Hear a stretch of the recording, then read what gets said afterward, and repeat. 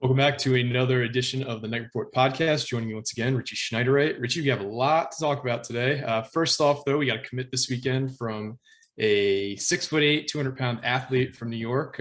He plays wide receiver in high school and also is a standout basketball player. His name's Deondre Johnson. He goes to Newburgh Free Academy. Never heard of that school. It's apparently about an hour north of New York City along the Hudson. Tell us a little bit about what we're getting in Deondre Johnson. Yeah, so you kind of just said it. He's a crazy good athlete. I'm going to be honest, you do have to question this one a little bit because he does have no offers. No one's heard of him before. In today's day and age, I know everyone's like, oh, he's under the radar. Like, come on, in today's day and age with social media, like this stuff's out there. He's got pretty good basketball tape, actually. He's a pretty good defender or rim protector. I'm just looking now, like Slater's everyone's favorite hoops recruiting analyst. Slater's tweeted about him before. Plays for a pretty big. He does have a D1 offer. He has an offer from Siena. Yeah, so I mean, it's not like he's a nobody in hoops. Like he's a pretty good athlete. Now 6'8", 200. There's only so many positions you can really play at that size. Yep. Obviously, he plays like everything for his high school team because that's what you do in high school. If you're a great athlete, you just kind of play whatever position they need you at. But I don't know. He can kind of play anywhere from linebacker. It's tough. It depends where he puts on weight. If at 6'8", I want to say he's probably more of a defensive end or a tight end or even an offensive tackle at that point. It's really going to depend on how he puts this weight on. Obviously, Jay Butler is pretty good in terms of structuring kids' bodies and making it into like a perfect position or the perfect mold for that position. So there's not a ton of concern there, but it is a weird commit to take this early in May. This is more of like a kid I usually think you'll see in like a December or like a week before signing day, and you have an extra scholarship and you're like, holy shit, this kid's a pretty good athlete. Let's take him. But it's a little intriguing. So we'll kind of see where this one plays out.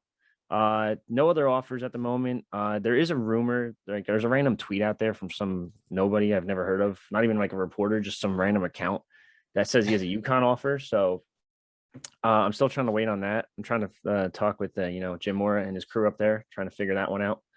But other than that, it seems like Rutgers is the only team that's really looked at him as a football prospect. So it is an intriguing one, but the size is there, speed's there, competition's obviously not there. But we'll have to just wait and see how this one pans out.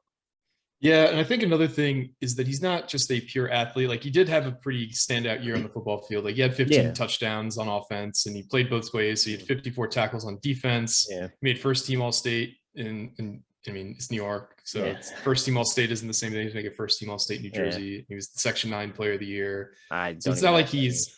I don't either. I think there's different like sections of the state. But it's not like this is a just raw athlete who's learning to play football. It sounds like he's got some football chops as well. I couldn't find his full stat breakdown because school doesn't seem to have like any information about their football program. It's a little bizarre there, but yeah. Like even their Twitter account, like their baseball account is pretty active. Their basketball account's pretty active. And then there's just like nothing for football. It's very bizarre. I don't know if it's just a matter of the coach not really knowing what he's doing. No offense to him, but like you got to promote your guys a little bit better. So we'll kind of just wait and see. I'm sure he'll probably attend the Rutgers camp this summer, if I had to guess. But then again, it could be a situation where if he's that good of an athlete, you probably don't want to show him off to anybody.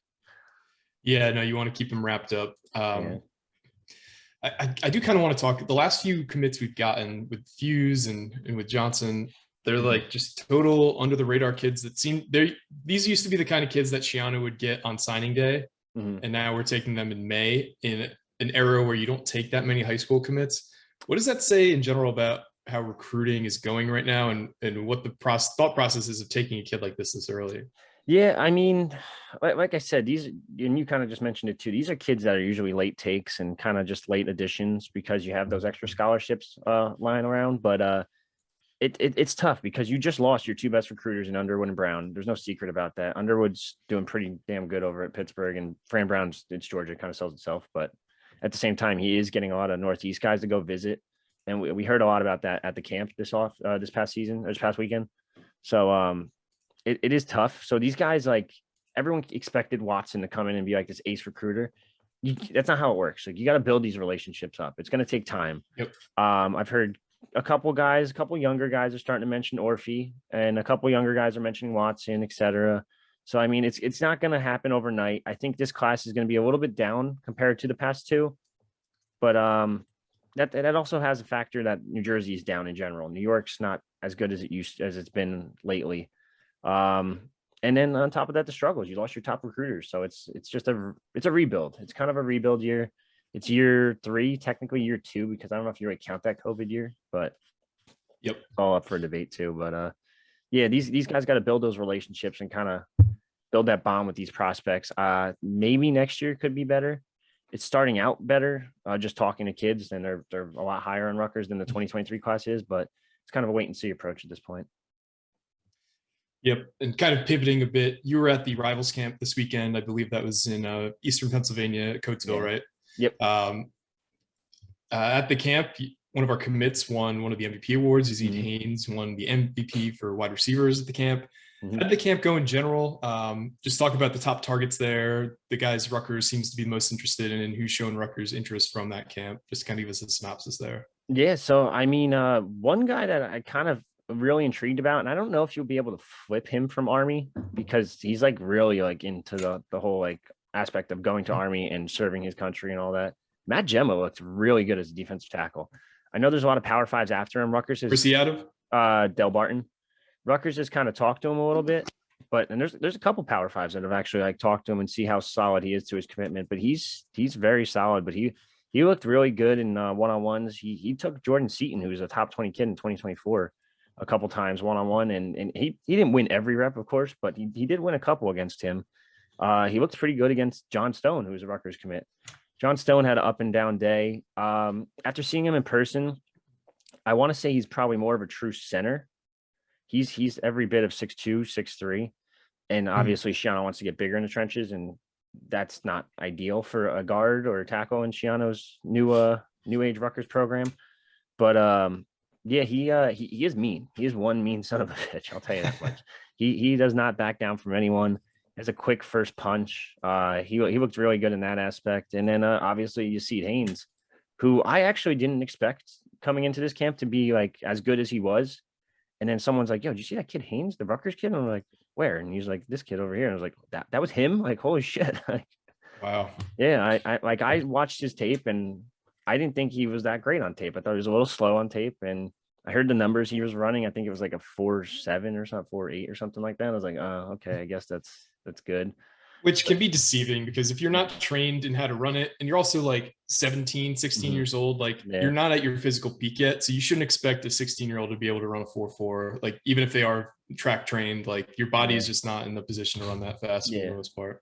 No, I mean, like he looked really good, and he created a ton of separation. He took Jalen McLean once or twice and kind of dogged him. He dogged a couple other Jersey guys. Is that the Seton Hall prep kid? Yeah, and who actually looked really, really good. But he took him to the woodshed a couple times, and like he just made some crazy good catches.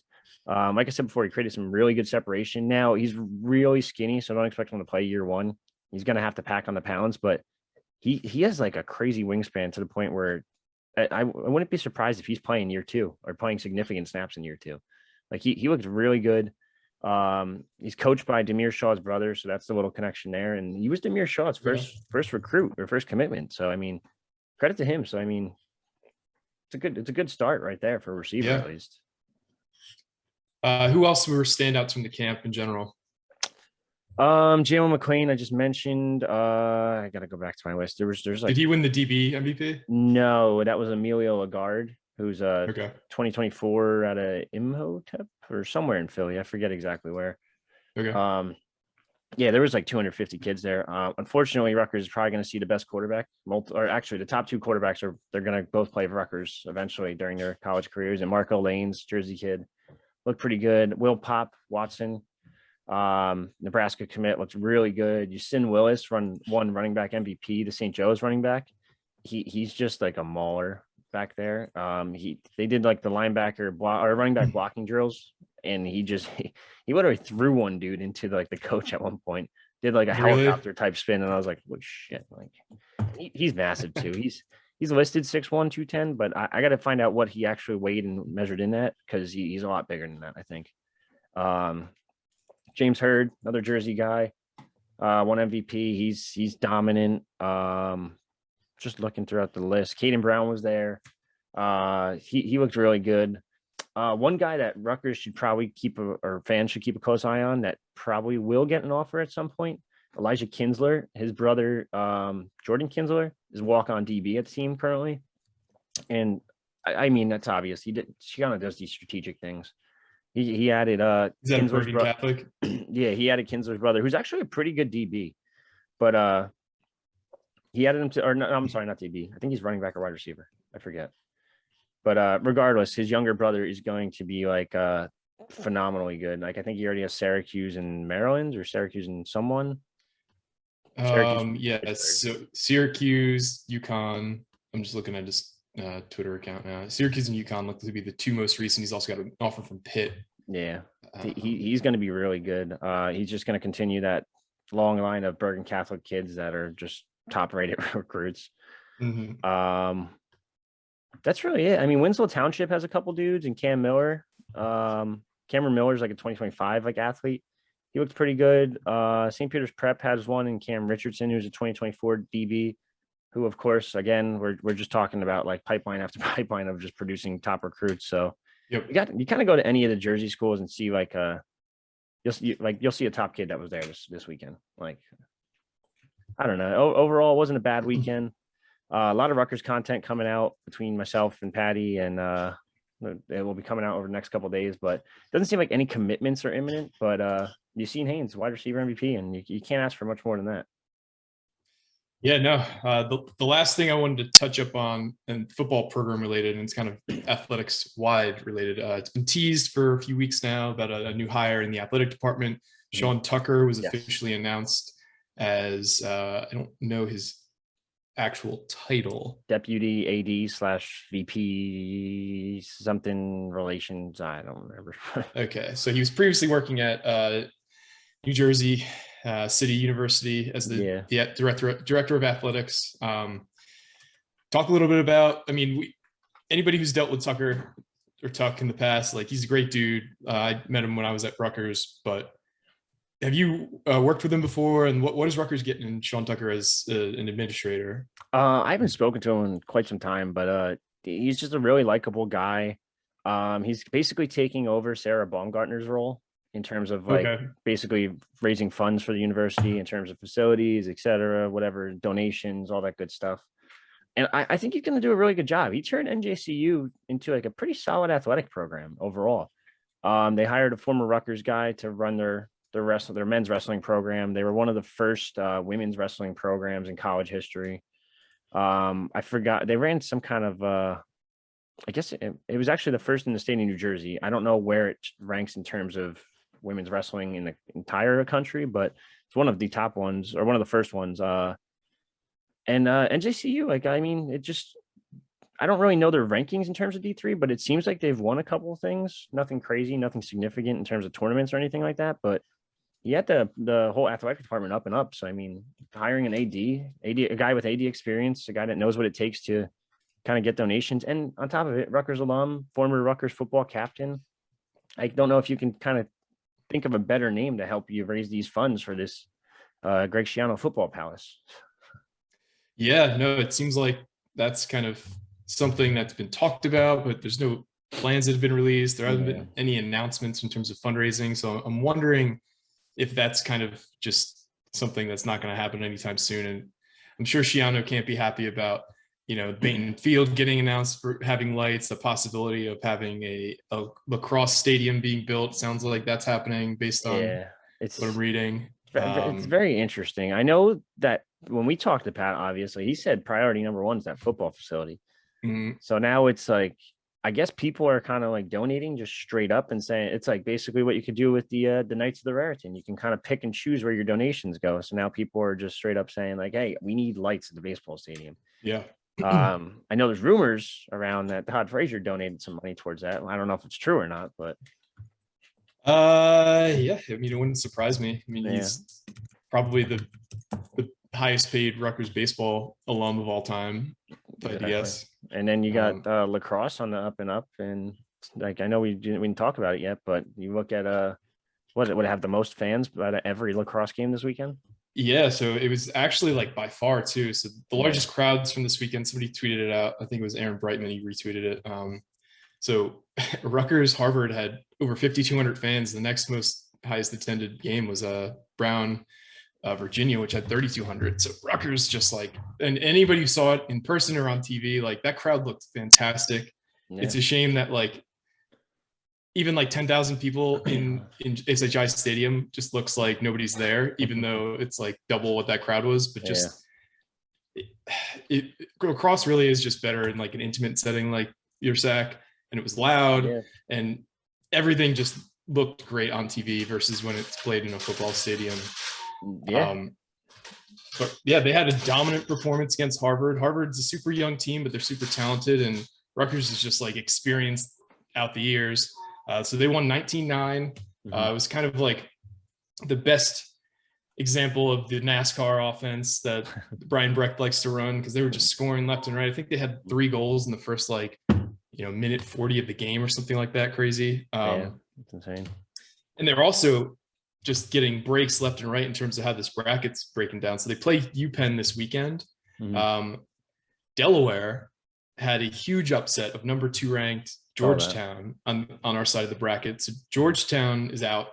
Unranked Delaware is playing number 7th ranked Cornell. So if Rutgers can get past UPenn, they'll be playing one of Delaware or Cornell in the next round, which would be just like the luckiest break I can remember. I mean, I don't follow lacrosse super close, but you can't ask for a better break than Rutgers is getting right now. Yeah, I mean, it's definitely interesting. And then you hear the rumors about a lax only stadium. Now, where you put that, I have no fucking clue. I know, like you said, USAC is just USAC. I don't even know how to say it, to be honest. USAC. Yeah, it's like it's a really good looking stadium. It's great for soccer too, but the lack of turf is what kind of hurts everyone, it seems like. And then obviously soccer is not meant to be played on turf. Some MLS teams do it, and I think every MLS player hates it. But yeah, so I don't know. I mean, maybe you just dump those rec fields and just say, screw it, we're building a lacrosse stadium here. Yeah. I mean, it'd be nice, but we'll see. It's ideal. I mean, think about it. Lacrosse, Rockin, USAC. I can't talk. USAC, football stadium, football palace, other football palace. Yep. Yeah, it would make sense. I mean, it'd be interesting to see. And then you kind of get all your sports together for a change for the most part. Yeah, no, it'd be awesome. Yeah. And that game against Penn this weekend is at Stony Brook. It's on Saturday at noon. So, I mean, I'd imagine there's going to be a lot of Rutgers fans there. It's like a Northeast battle this weekend. It's Rutgers, Penn, Yale, Princeton, and then Cornell, Delaware is on Sunday, and Maryland, Virginia is also on Sunday. So, well, yeah, it's kind of like a bunch of rivalries, almost, kind of. Sort of. Yeah, you got to really hope that Maryland gets knocked off by somebody on the path to the finals, because you really just don't want to see them. I feel like that's the only team Rutgers can't beat that's remaining. Yeah, and that's the quote unquote lacrosse capital, if you want to call it that. And they only had 2,000 something fans. It's like triple or double at Rutgers, almost triple. Yep. So it's definitely interesting. I mean, maybe a lacrosse stadium is not the craziest idea. Yeah, I mean, if they continue to have success, like, Rutgers can be a dominant force in lacrosse, because, I mean, the 2 main hotbeds of the DMV and Long Island for lacrosse. So you get those 2 areas locked up. And the funny thing, I think it's Colin Kirst who's the goalie, right? Yes. Of Rutgers, who had a fantastic game this weekend. His younger brother, I think his name's CJ Kirst, is on Cornell. I think he's either a freshman or a sophomore. He scored 7 goals in their win against Ohio State this weekend. So that family is just...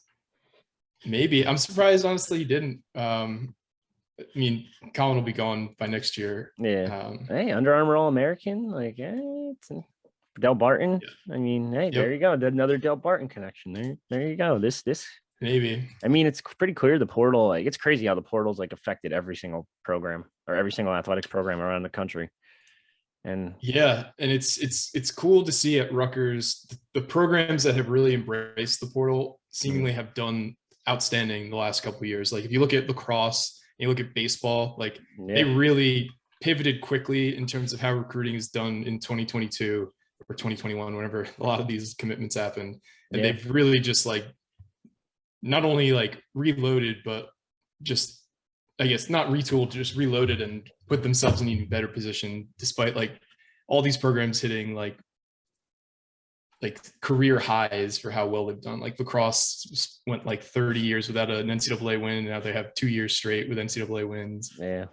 It's insane. And I think soccer too, if I recall correctly. I think the men's soccer team added a couple dudes. Yep. But yeah, it's kind of wild. You just got to embrace it and kind of embrace the change. Yep. So speaking of embracing the change, the last news item we wanted to hit on today was the women's basketball search. Looks like there's a name that's kind of been bubbling up to the surface that you posted about. Tell us a little bit about that candidate. SMU head coach Tayel. I'm probably Tayel if I had to guess. I don't really know. I'm sorry if I pronounced it wrong if you're watching this. She's current head coach at SMU, South Jersey native, played a couple years at Manhattan. She was a captain. I think they won the MAC or the MAC tournament, one of the two. She won something at Manhattan. Went on to become an assistant coach like almost immediately. Obviously, like WNBA wasn't in the cards or anything like that, professional ball. But coached at Robert Morris, coached at Prairie View, A&M, coached under a WNBA legend, Cynthia Cooper, who I forget what were her exact stats. Hold on. 4-time WNBA champ. That's what it was. She went on to leave the program after 6 years working. She worked under Cooper for 6 years at Prairie View. Cooper left and took a head coaching job elsewhere. I think it was UNC Wilmington. And then she took over the program and led them to 3 straight NCAA tournaments. Now, mind you, she didn't get any wins there in those tournaments, but it's Prairie View. I mean, hell, if you can lead Prairie View to a tournament. Yeah, that's impressive. Yeah. So after that, Baylor hired her pretty quickly, where she actually won the 2019 NCAA tournament as an assistant coach. That's pretty big. And then she has Big Ten experience. Yeah. She spent a couple of years with Michigan, and now she just finished her first year with SMU. 14-15 is kind of a lot left to be desired, but year one of a program that's 14-15. I mean, that's really not that bad. And yeah, I mean, New Jersey girl, Big Ten connections, and her top assistant coach, or not top assistant, number 2 assistant coach, Danielle Edwards at SMU is actually dating former Rutgers star Erica Wheeler, who's obviously, if you guys don't know, 2019 WNBA All-Star MVP. So yeah, a lot of connections here. It makes a lot of sense. She's young. She's an up-and-comer. I think she just turned 40 or is 40, one of the two. I forget. She's 40. Yeah, so I mean, it's an up-and-comer, Jersey native, Big Ten ties. This kind of looks like a pretty damn good hire. I mean, for a program that needs some juice. So get a young up-and-comer and see what happens. Yeah, I think that was the number one thing I was looking for is we need to get an up-and-comer. We need a young coach. Like when the rumors of the UConn assistant first started, like she's something like 63 or something like that. That's not what Rutgers needs right now. They need this is unfortunately, even though we have all the resources that any top program would need in women's basketball, this is a rebuild. Like this, 100%. But this is a program that with the portal, you never know. It could be a very quick rebuild, but it is a rebuild, unfortunately. Even though we did have, an iconic coach before her, like this program has kind of just been dying on the vine for over a decade. Yeah. So you need somebody who's going to come in and have the energy and the understanding that like this is something that we're going to have to put a lot of work into. So I'm looking. SMU hasn't had a winning season over the past 5 years. Oh, well, I'm sorry. 1, 2, 3, 4. Yeah. Past 5 years, they haven't had a winning season, and she got them to nearly 500. So, I mean, that's pretty impressive if you do say so. 5th in the American Athletic Conference and made the WNIT in year 1. So it's not like it seems like she's a pretty damn good coach. Yeah, no. If you're one of the top assistants for, I forget what Baylor's head coach's name, but she went on to leave for her alma mater in LSU. Yeah, the lady who yells a lot and goes nuts on the interviews. I forget her name too. What was her name? Is Kim Mulkey. Yes. Yep. So I mean, if you're the top assistant at Baylor, like they were going to the Final Fours year after year, they're kind of like one of the top programs in women's basketball. So it's a great sign if you're an assistant there. I mean, I'll say it, like they won the chip and then they made the Elite 8 the year after. So it's like, I'm not going to say it was all Coach Wilson, but I mean, they haven't won a title since. Yeah, exactly. There you go. but 4 years of head coaching experience too. So I mean, that's kind of down at the lower level with Prairie View A&M, which I guess lower level, not lower level, low major. But that screams Pat Hobbs to me, because Pat Hobbs loves these guys that are, in this case, girl, that are just successful at the lower level, and just kind of, and then did it at another levels. Now she does it again at SMU, or maybe obviously not going to do it at SMU if she leaves. I'm talking out of my ass right now, but yeah, I mean, it seems like a good hire. It seems like it would be a really good hire. It sounds like she's very close to being hired, if not one of the top candidates. So it's kind of a wait and see here, but yeah, I just got that this morning and obviously posted it right away. Said, quote unquote, probably going to get the job as of a day ago. So we'll see. Yeah, I I want the credit here. I want the credit if this happens, by the way. Yeah, no, I'm sure whoever runs with this information will definitely give you the credit. Like, oh yeah, they always do. Yeah, every time. I know. It's always no comment. I'm stopping now. We covered a lot here. Is there anything you wanted to hit on before we sign off? Camp starts in 2 weeks. Like, for not the good camp, the recruiting camp. But yeah, I think June 1st is the first one or something like that. So I mean, we'll be at every single camp as usual. Let's see, June 1st. I lied. So it's a Wednesday this year is the first camp. I'll be there. Patty will be there. We'll have our guys. We'll have a bunch of recruiting content up over the next week or two. I don't expect another commitment, but that there could be another random 6'8" kid just walking around. So who knows? But yeah, it sounds like everything's pretty quiet, and we'll just have to wait and see. And I think it's going to be a pretty big June for Rutgers. So yeah, no, everything's kicking back into high gear. That means more content for you guys and more work for Richie and crew. So I hope you enjoyed your spring, Richie, because things are about to crank back up. That's what it sounds like. So we'll just have to wait and see. All right, guys. Well, once again, we both appreciate you joining us. Stay tuned to the boards for more news, and we'll see you next time. This is the next Night Report podcast signing off.